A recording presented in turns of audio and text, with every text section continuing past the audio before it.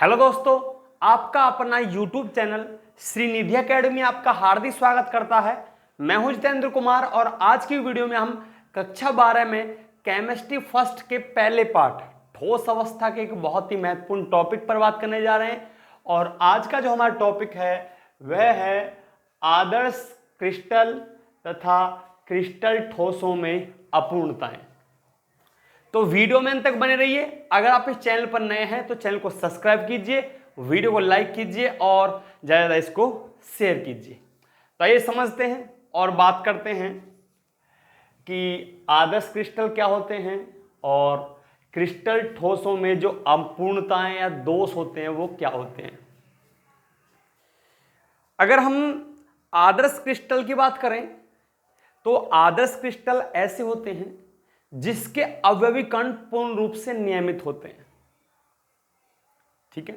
लेकिन ऐसा ठोस या इस तरह की संरचना होनी असंभव है, क्योंकि जो ठोस क्रिस्टल होते हैं उनमें कुछ ना कुछ छोटे मोटे दोष हो ही जाते हैं, ठीक है। तो आदर्श क्रिस्टल क्या होती है तो समझेंगे कि जिन क्रिस्टलों में अवयवी कणों की व्यवस्था पूर्णतया नियमित होती है, मतलब जो कण उसमें भाग लेते हैं वो पूर्ण तरह से अपने स्थानों पर व्यवस्थित होते हैं, ठीक है। उसका मतलब है नियमित होती हैं, उन्हें आदर्श क्रिस्टल कहते हैं, ठीक है। लेकिन कोई भी क्रिस्टल आदर्श नहीं होता है, उसमें कुछ ना कुछ अपूर्णता, कुछ ना कुछ दोष रह ही जाता है, ठीक है। इसे ही हम क्या कहते हैं, क्रिस्टल ठोसों में अपूर्णताएं। तो दूसरी परिभाषा है हमारी क्रिस्टल ठोसों में अपूर्णताएं या दोष ठोसों की आदर्श व्यवस्था में। जो ये आदर्श क्रिस्टल है तो इसमें आदर्श व्यवस्था होती है, तो ठोसों की आदर्श व्यवस्था में अनियमितता को क्रिस्टल ठोसों की अपूर्णता या दोष कहते हैं, ठीक है। सबसे पहले हमने आदर्श क्रिस्टल बताया जिसमें अवयवी कण पूर्ण रूप से नियमित होते हैं, ठीक है। परंतु ऐसा क्रिस्टल होना असंभव है, क्योंकि क्रिस्टल में कुछ ना कुछ अनियमितता जरूर होती है, चाहे कम हो लेकिन होती जरूर है। तो क्रिस्टलों में जो अनियमितता होती है, जो उसकी आदर्श व्यवस्था में जो अनियमितता होती है, उसको ही हम क्रिस्टल ठोसों की अपूर्णताएं या दोष कहते हैं, ठीक है। और जो हमारे क्रिस्टल ठोसों के दोष हैं वो दो प्रकार के होते हैं। पहला तो रेखीय दोष होता है, दूसरा बिंदु दोष होता है। अगर दोष हमारे क्रिस्टल की पूरी रेखा में होता है तो उसे रेखीय दोष कहते हैं। अगर दोष केवल बिंदु में है, ठीक है, अगर जो दोष है केवल बिंदु में है, ठीक है, अवयवी कणों में है, तो इस दोष को हम बिंदु दोष कहेंगे। और रेखीय दोष तो बहुत कम पाया जाता है, लेकिन ज्यादातर जो दोष पाया जाता है वो बिंदु दोष पाया जाता है। तो देखते हैं ये दोष किस प्रकार के होते हैं, इनकी परिभाषाएं क्या हैं, समझते हैं। बिंदु दोष और रेखीय दोष के बारे में हम बता चुके हैं, ठीक है। इनकी जो डेफिनेशन है उनको पढ़ते हैं। अवयवी कणों और अवयवी कणों को हम बिंदु भी कहते हैं, ठीक है। अवयवी कणों या बिंदुओं की आदर्श व्यवस्था में अनियमितता द्वारा उत्पन्न दोष बिंदु दोष कहलाता है। जब दोष अवयवी कणों के कारण होता है, जैसे कि जो हमारे एक कोशिकाएं होती हैं उनके जो सिरे होते हैं, जो हमने एससीसी पढ़ी है, बीसीसी पढ़ी है, एफसीसी और ईसीसी पढ़ी है, तो एससीसी में जो हमारा जो डायग्राम देखेंगे ये हमारी एससीसी है,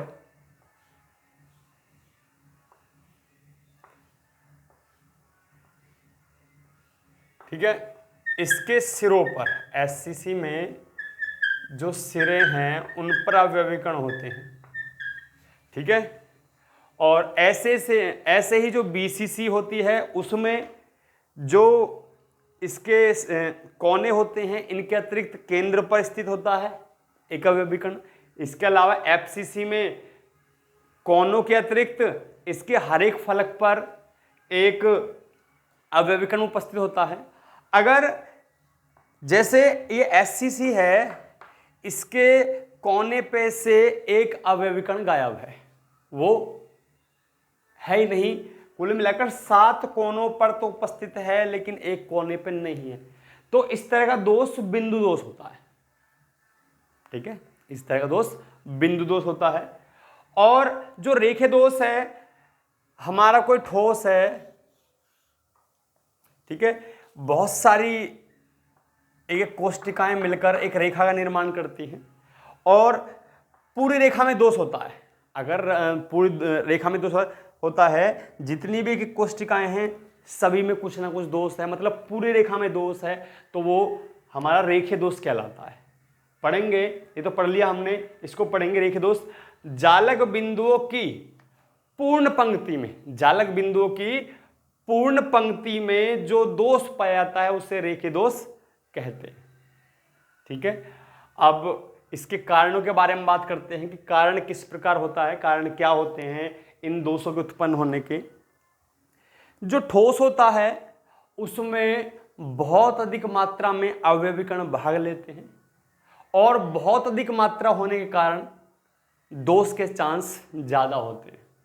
ठीक है, दूसरा ये होता है जो उसके कण हैं वो बाहर चले जाएं या कोई बाहर से अशुद्धि उनके अंदर आ जाए, जो अवयवी कण हैं जो बाहर चले गए हैं उनकी जगह पे अशुद्धि आ जाती है, तो किसी भी कारण से जो दोष आ जाते हैं तो हम दोषों के कारण देखेंगे। ठीक है, स्क्रीनशॉट ले सकते हैं। दोषों के 2 कारण दिए गए हैं और पहला जो कारण है उसमें बताया गया है कि साधारणतः जो ठोस होते हैं अत्यधिक संख्या में छोटे छोटे क्रिस्टलों का समूह होता है। इन क्रिस्टलों में अनियमितता से दोष उत्पन्न होता है।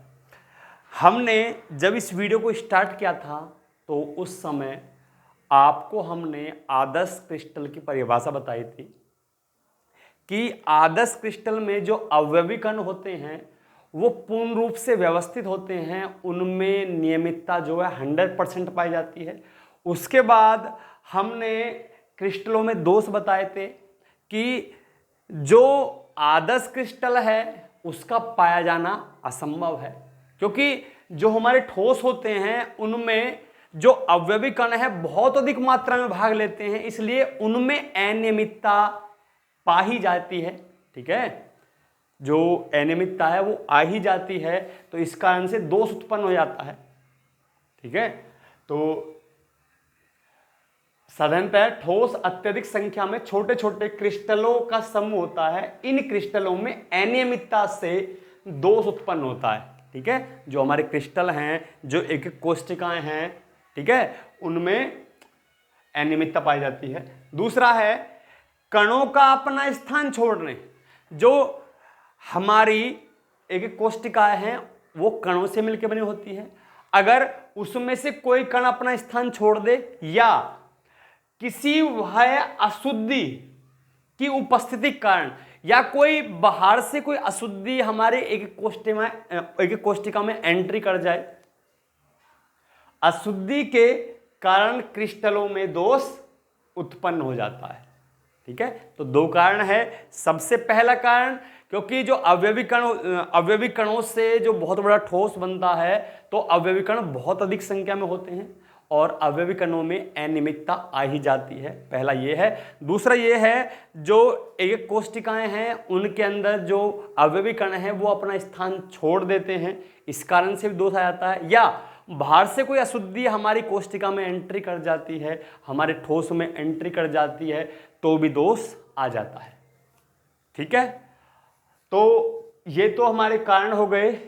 अब हम जो बताने वाले हैं आपको, अब ये बताएंगे कि जो दोष हैं वो कितने प्रकार के होते हैं। ठीक है, उसको पूरे चार्ट द्वारा हम समझाते हैं। ठीक है, स्क्रीनशॉट ले सकते हैं।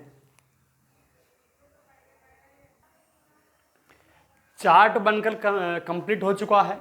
देखेंगे जो हमारे दोष हैं उनका वर्गीकरण है। दोष 2 प्रकार के होते हैं। पहला होता है बिंदु दोष और दूसरा होता है रेखीय दोष। बिंदु दोष के 3 प्रकार हैं, लेकिन रेखीय दोष का कोई प्रकार नहीं होता है। जो बिंदु दोष है उसके 3 प्रकार हैं। पहला है स्टाइकियोमीट्रिक दोष।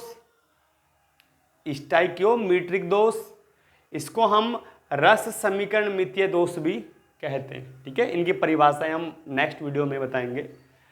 दूसरा है अशुद्धता दोष, इसका कोई भी प्रकार नहीं है। तीसरा है नॉन स्टाइकियोमीट्रिक दोष है, इसको हम अरस समीकरण मितीय दोष भी कहते हैं। ठीक है, आते हैं अब जो हमारा स्टाइकियोमीट्रिक दोष है या रस समीकरण मितीय दोष है, ये 4 प्रकार का होता है। ठीक है, पहला होता है रिक्तिका दोष, दूसरा होता है अंतराकाशी दोष। जो रिक्तिका दोष और अंतराकाशी दोष हैं ये अनायनिक दोष होते हैं, मतलब ये उनके द्वारा उत्पन्न होते हैं जो आयन नहीं होते हैं। ठीक है, दूसरा ये ही दोनों दोष रिक्तिका दोष और अंतराकाशी दोष अगर ये आयनों के अंदर उत्पन्न हो जाएं तो इनके नाम बदल के शॉटकी दोष और फ्रैंकेल दोष हो जाते हैं। ठीक है, मतलब रिक्तिका दोष और अंतराकाशी दोष ही शॉटकी दोष और फ्रैंकेल दोष हैं। लेकिन जब ये अनायनिक तत्वों पर होते हैं तो दोष ये उस समय ये रिक्तिका दोष अंतराकाशी बन जाते हैं, और जब ये आयनिक तत्वों पर होते हैं, ठीक है, तो उस समय ये शॉटकी दोष और फ्रैंकेल दोष बन जाते हैं। ठीक है, आयन और अनायन के बारे में आप जानते होंगे। आगे है, ये बता दिया हमने, नॉन स्टाइकियोमेट्रिक दोष है या इसको हम अरस समीकरण मितीय दोष भी कहते हैं। इसके 2 प्रकार हैं। पहला है धातु अधिकता दोष और दूसरा है धातु न्यूनता दोष। और धातु अधिक करने के 2 तरीके हैं, या तो धातु को बढ़ा दो या जो ऋणायन है, ठीक है, जो अधातु है उसको घटा दो। ठीक है, तो धातु अधिकता दोष के 2 प्रकार हैं, धनायन आधिक्य और ऋणायन न्यूनता। ठीक है, 2 नए हो गए, 1 नया आना चाहिए। ठीक है, ऋणायन न्यूनता। ऐसे ही धातु न्यूनता दोष 2 प्रकार का होता है। पहला तो होता है धनायन न्यूनता कि धनायन को कम कर दो, और दूसरा है ऋणायन आधिक्य कि ऋणायन को बढ़ा दो।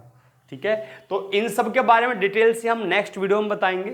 तो वीडियो को आपने अंत तक देखा, इसके लिए धन्यवाद। अगर आप इस चैनल पर नए हैं तो चैनल को सब्सक्राइब कीजिए, वीडियो को लाइक कीजिए और ज़्यादा ज़्यादा इसको शेयर कीजिए। मिलते हैं नेक्स्ट टाइम एक नई वीडियो के साथ, तब तक के लिए नमस्कार।